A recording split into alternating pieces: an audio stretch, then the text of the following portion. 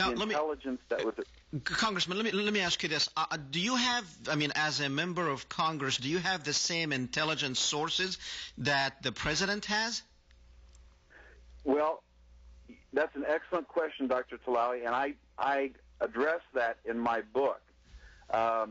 And without giving out too much of the book in this particular area, I can tell you this, that it is not the case that members of Congress are told more or less than the president is told, simply because the United States Congress created every single intelligence agency and program in the federal government. And so it is not advantageous to the intelligence community to withhold or to add to the intelligence that is available to the president in their delivery of it to Congress. We hear what we need to hear, and we don't hear any more or any less. So the intelligence that you had, every member of Congress received, or supposedly have received. Now, how could you misread or misread that intelligence? Because there's only not even a handful of congressmen who voted against the war, or at least so that the intelligence they had is not good enough to take the war, to take the country into war. Did you misread that intelligence, or you did not receive the right intelligence? Well, on the floor of the House of Representatives on October 8th, 2 days before the Iraq resolution, I stated on the record, it's a part of the congressional record, that the evidence for a program of weapons of mass destruction was tenuous at best.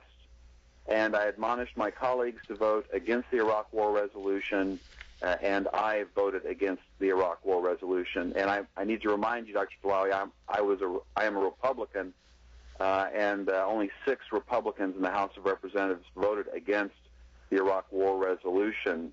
Can you tell me why? Can you tell me why, since the intelligence was there that we should not go to this war? Can you tell me why all these Republicans and Democrats voted for the war? Well, it's my belief, Dr. Tillawi, that there were a number of reasons. The most crucial of which was the pressure by their constituents. In September of 2002, less than a month before the vote, the Pew Research Group issued the results of a poll, a survey that found that 64% of Americans believed that Saddam Hussein should be removed from power militarily. Almost two-thirds of Americans believed that the military should remove Saddam Hussein from power. I can tell you that when two-thirds of your constituents want to do a thing, then the vast majority of members of Congress will vote that way. Okay. Now let's stop right here and bring up the question, bring the media in, because these constituents, they did not come up with that opinion on their own. They were very much drilled to have that opinion. Now, as a representative of the people, did you know that the media was an accomplice in this case, giving the American people the false information of exactly what was going on? Did you think about that? Oh, very much so. After I voted against the Iraq War resolution, I can tell you that my constituents agreed much more with the media's take and the president's take on the situation in Iraq than they did my position. Simply because, as, for example, Wolf Blitzer interviewed, at that time, National Security Advisor Condoleezza Rice, and she spoke about the specter of a mushroom cloud over a major metropolitan area if we should allow Saddam Hussein to continue with the program of weapons of mass destruction. These ideals put visions, the pictures in Americans' mind, including my own constituents, that there was a real danger that Saddam Hussein's program of weapons of mass destruction was going to lead to an attack on the United States. The only problem was, for me, is that the intelligence that I received did not make a compelling case whatsoever. Which is the same intelligence, that the president has, and the same intelligence that members of Congress and Senate has. Exactly. Okay, now, let me ask you, why is it that the people we have elected to represent us and protect us, they did not protect us when they knew deep down inside that the media was given wrong information? Why Congress did not? Isn't that, I mean, I don't know, is that a responsibility for Congress to protect the people from the lies of the media? Or why you guys did not protect us from the media? Well, I can tell you that, and your guests have probably talked about the difference between a democracy and a republic. But in a democracy, Dr. Tillawi, when 64% of the constituents want to do something, most politicians will do that thing.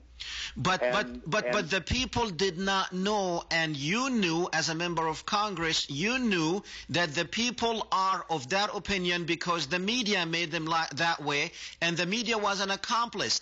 My question is, why? I understand what you're saying, that a member of Congress is going to go with what his constituencies want him to do, but the people were lied to. Why these people did not? Why the congressmen did not protect the people in that area? Well, you'll have to ask them individually. I can tell you this, Dr. Tillawi, that I believe that if, for example, Senator Hillary Clinton of New York had her vote to do over again, she would not have voted in favor of the war. She would not have voted with a majority of her constituents. That if Senator John Kerry could have his vote back, he probably would not have voted with a majority of his constituents, even though they are constituents in two of the most liberal Democrat or progressive Democrat states in the country.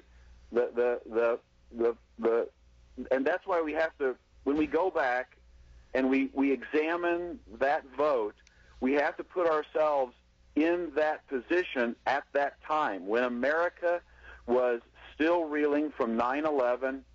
They believed that there was the potential for greater harm as a result of the president's discussion with the American people and the media's coverage of it. They believed that mushroom cloud over a major metropolitan area was a major possibility. Which was a lie. Unfortunately. Which was a lie. Pardon? Exactly. Okay. Exactly. Now let's get to the theme of your book, which is we really did not go there for any other reason than to remove Saddam Hussein from power, because the leaders at that time, and you name few names like Wolfowitz and Feith and Wormser, you name the right people there. Tell us, why did we go to Iraq, or why did the country go to Iraq? Well, we went to Iraq, Dr. Tillawi, for things that, for the same reasons that nations have been dragged into war for hundreds of years. And the reason I say that is the title of my book is actually taken from the writings of John Jay, the first Supreme Court Chief Justice, one of the writers of what we know today as the Federalist Papers. In Federalist Paper number 4, John Jay wrote that monarchs will take their